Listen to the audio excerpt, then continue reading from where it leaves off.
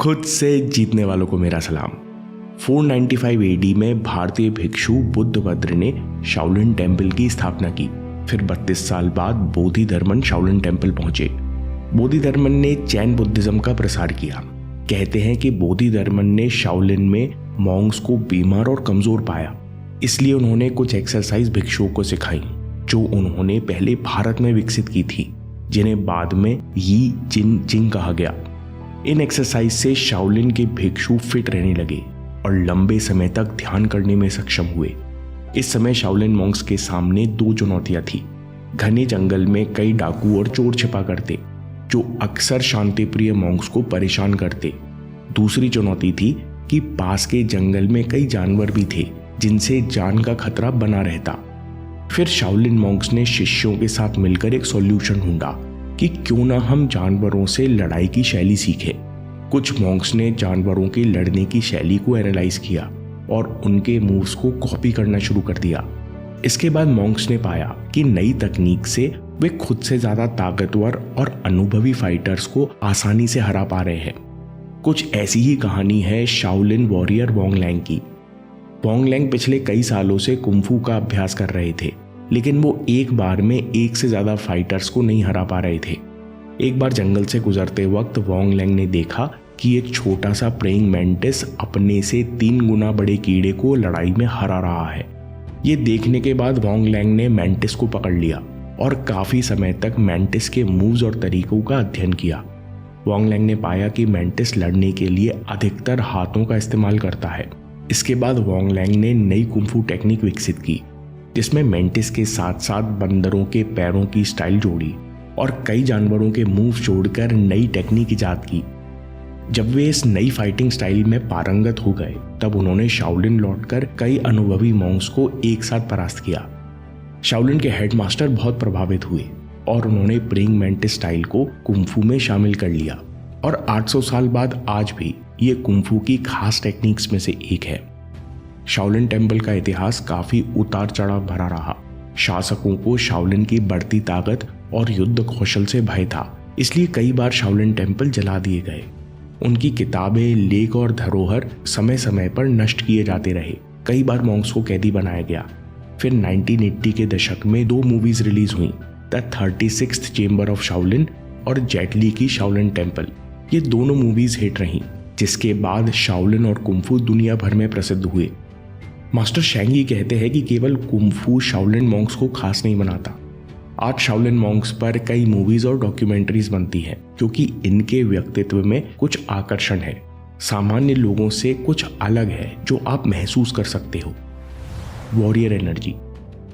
इस बात को ऐसे समझिए, हर किसी की यात्रा में एक ऐसा समय जरूर आता है जब फेलियर्स के बाद फेलियर्स के बाद फेलियर्स आते हैं। इस बीच समझ नहीं आता कि किस कमी के कारण हम फेल हो रहे हैं। क्या हमारे अंदर डिसिप्लिन की कमी है, साहस की कमी है या तैयारी की कमी है? इस समय अधिकतर लोग हार मान जाते हैं। मास्टर शेंग यी कहते हैं, लेकिन हम सबके अंदर कुछ है जो फेल नहीं होना चाहता। हम सबके अंदर एक स्पिरिट मौजूद है जो तीसरी के बाद चौथी बार फेल नहीं होना चाहती, और जो इस स्पिरिट का उपयोग करना जानता है वही एक वॉरियर होता है। यही भावना एक शाओलिन वॉरियर और एक सफल इंसान में होती है जो दूसरे लोगों में सोई होती है, और यही स्पिरिट अंतर और आकर्षण पैदा करती है। ये वॉरियर स्पिरिट हमारे अंदर पैदा कैसे होगी? Unwavering commitment to the practice. एक शाओलिन मॉन्क अपनी प्रैक्टिस के लिए हर कीमत पर कमिटेड होता है और असफलता के बाद भी प्रैक्टिस पर टिके रहता है, क्योंकि उसे पूरा भरोसा होता है कि वो अभ्यास के दम पर किसी भी रुकावट को पार कर सकता है। इसी कमिटमेंट का एक छोटा सा उदाहरण है बाओ शू गोंग या मैत्रेय की प्रैक्टिस। इस प्रैक्टिस में शाओलिन मॉन्क छोटी उम्र में एक पेड़ चुनते हैं, फिर हर दिन और दिन में कई बार इस पेड़ को कस के पकड़ के जमीन से उखाड़ने की कोशिश करते हैं। महीनों निकल जाते हैं लेकिन कुछ नहीं होता, लेकिन प्रैक्टिस जारी रहती है। 1 साल के अंदर भिक्षुओं के बाजू, सीने, पेट और जांघों की मसल्स इतनी ताकतवर हो जाती हैं कि वे पेड़ के तने को हिलाने लगते हैं। शाओलिन स्टूडेंट्स जीवन भर ये अभ्यास करते हैं और छोटे बड़े पेड़ को उखाड़ने की ताकत विकसित कर लेते हैं। अभ्यास पर कमिटमेंट के चलते शाओलिन मॉन्क्स इतनी ताकत विकसित कर लेते हैं कि अगर वे किसी व्यक्ति को जकड़ लें तो उसे भारी नुकसान पहुंचा सकते हैं। शाओलिन टेम्पल का दूसरा प्रिंसिपल जिससे हम सीख सकते हैं वो है the principle of present movement. Shaolin master present movement की बड़ी सुंदर डेफिनेशन देते हैं। इस मूवमेंट को स्वीकार करो, जो कुछ इस मूवमेंट में है, इससे जुड़ा हुआ है, उसे स्वीकार करो। ये मूवमेंट तुमको जहां ले जा रहा है उसे स्वीकार करो, फिर इसे तत्काल जाने दो। शाओलिन में सिखाते हैं कि अगर आपके जीवन में कुछ ऐसी चीज प्रकट हो रही है जो आपको पसंद है तो इसे अपनी ओर मत खींचो, डोंट पुल। और कुछ ऐसी चीज जो आपको पसंद नहीं है, जिसे आप तुरंत रिजेक्ट करना चाहते हो, तो आप इसे दूर मत धकेलो, डोंट पुश। यहां ना खींच है ना तान है, इसी को कहते हैं प्रेजेंट मूवमेंट। शाओलिन मॉन्क सुबह उठकर विशेष रूप से कीगोंग का अभ्यास करते हैं। कीगोंग की प्रैक्टिस में शाओलिन मॉन्क शरीर और सांस पर फोकस करते हुए प्राण शक्ति यानी की को पूरे शरीर में प्रभावित कराते हैं और इस समय पूरी तरह प्रेजेंट रहते हैं। दोस्तों, आप भी प्रेजेंस बढ़ाने के लिए सूर्य नमस्कार, योग और कीगोंग की मदद से हर दिन सुबह प्रेजेंट मूवमेंट में रहने का अभ्यास कर सकते हो। शाओलिन टेम्पल का तीसरा प्रिंसिपल है एक्सेप्टेंस।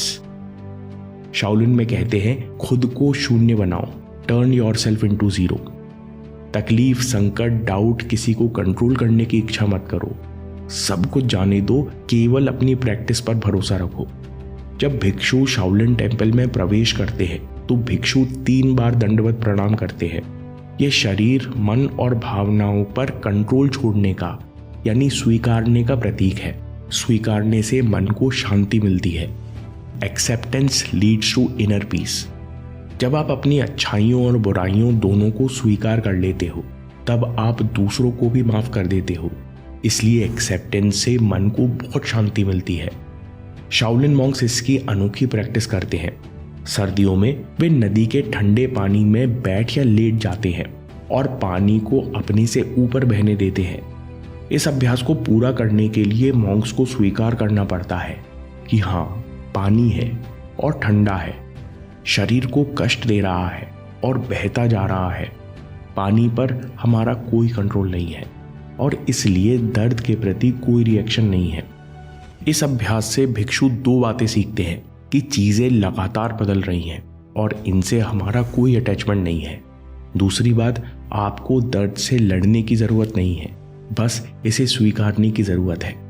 इससे मन में नेगेटिव विचारों की साइकिल शुरू नहीं होती।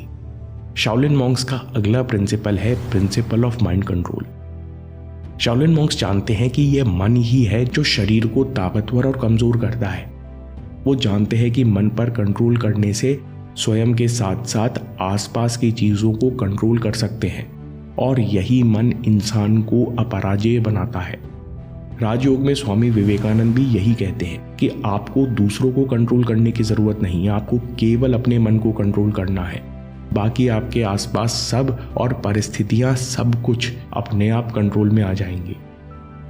शाओलिन मॉन्क्स जानते हैं कि मन की ताकत शरीर, सांस और विचारों में फैली हुई है। वे कुंफू के अभ्यास से इन तीनों शक्तियों को एक करते हैं। शाओलिन में कहते हैं कि भिक्षु में इतना धैर्य होना चाहिए, इतना कंट्रोल होना चाहिए कि जब वो अपने अंदर सबसे बुरा महसूस कर रहा हो तब भी अपना सबसे बेस्ट करने की कोशिश करे।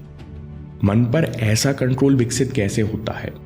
शाओलिन दर्शन में कहते हैं discipline leads to self control. Mind control पाने के लिए हमें 3 चीजों में डिसिप्लिन लाना है, अपने विचारों में, भावनाओं में और एक्शंस में, तीनों में डिसिप्लिन रहना है।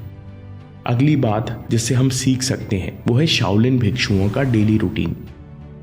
भिक्षुओं का डेली रूटीन बहुत इंटेंस है, लेकिन इसमें खास बात है जो हमको सीखनी चाहिए। शाओलिन भिक्षु सुबह 5 बजे उठते हैं और 5:15 से पहली प्रैक्टिस सिटिंग कीगोंग शुरू हो जाती है और रात को 11 बजे तक kung fu, exercise, Buddhist classes, Shaolin temple वगैरह के काम चलते रहते हैं। बीच में 2 घंटे लंच और आराम करने के लिए मिलते हैं। लेकिन खास बात यह है कि सोने से ठीक 2 घंटे पहले रात को 9 से 11 बजे तक शाओलिन मॉन्क्स कुंफू की सारी प्रैक्टिस, सारे मूव्स और एक्सरसाइज को रिव्यू करते हैं कि कहीं कोई कमी तो नहीं छूट रही, क्या हमारा बेसिक्स पे कंट्रोल है, क्या हम और बेहतर कर सकते हैं? दोस्तों, हर रात 2 घंटे अपनी प्रैक्टिस को रिव्यू करना, छोटी छोटी कमियों और बारीकियों को दोबारा स्टडी करना एक बहुत बड़ा कमिटमेंट है। इस काम से आप बहुत जल्दी किसी भी चीज़ में मास्टरी हासिल कर सकते हो, क्योंकि हम सामान्य जीवन में बस जल्दी जल्दी काम करते हैं, कभी ध्यान ही नहीं देते कि हमारे काम में, अभ्यास में क्या कमी है, क्या हमारा बेसिक्स पर कंट्रोल है। हम कभी ये नहीं सोचते कि एक छोटी गलती हमारी कितनी प्रोग्रेस रोक रही है। अगर हम हर रात केवल 15 मिनट अपनी प्रैक्टिस और अपना आचरण रिव्यू करें, ये सोचे कि आज हमने क्या सीखा, क्या हमारे सीखने का तरीका और बेहतर किया जा सकता है, तो हमारे बेहतर होने की गति में बहुत तरक्की होगी। समरी, दोस्तों, इस वीडियो से 5 प्रिंसिपल्स अपने साथ लेकर जाइए। पहला, अनवेवरिंग कमिटमेंट टू प्रैक्टिस। तकलीफ, संकट, डाउट किसी को कंट्रोल करने की कोशिश मत करो, सब कुछ जाने दो, केवल अपनी प्रैक्टिस पर भरोसा रखो। दूसरी बात, प्रिंसिपल ऑफ प्रेजेंट मोमेंट। जो आपको पसंद है उसे अपनी ओर खींचो मत, जो आपको पसंद नहीं है उसे दूर मत धकेलो। जो कुछ इस पल में है, इससे जुड़ा हुआ है, जहां ये पल ले जा रहा है, उसे स्वीकार करो और फिर जाने दो। तीसरा, प्रिंसिपल ऑफ माइंड कंट्रोल। मन ही शरीर को ताकतवर और कमजोर करता है, मन ही इंसान को अपराजेय बनाता है। मन पर कंट्रोल कैसे विकसित होता है? चौथा principle, discipline leads to self control. हमको अपने विचारों में, भावनाओं में और एक्शंस में, तीनों में डिसिप्लिन रहना है, क्योंकि शाओलिन में कहते हैं कि बिना डिसिप्लिन के कोई गोल पूरा नहीं होता। पांचवी बात, रिव्यू डेली प्रैक्टिस। हर रात 15 मिनट अपनी प्रैक्टिस रिव्यू करें। सोचे कि क्या हमारे बेसिक्स स्ट्रांग है, हम कौन सी गलती हर दिन दोहरा रहे हैं और इन्हें कैसे ठीक कर सकते हैं। ऐसा करने से हमारे सीखने की स्पीड में बहुत तरक्की होगी। दोस्तों, हम खुद को जैसी कहानी सुनाते हैं वैसे बनते जाते हैं, इसलिए नया भविष्य बनाने के लिए हमें भविष्य से नई कहानी सुनाने की जरूरत है। कैसे? इस वीडियो को जरूर देखिए या बात के लिए सेव कर लीजिए, और याद रखिए, आपके समय से कोई वीडियो, कोई ऐप, कोई न्यूज़ कीमती नहीं है। मैं काम के किस्से लाता रहूंगा। हिम्मत, हरकत, होशियारी, हम जीतेंगे।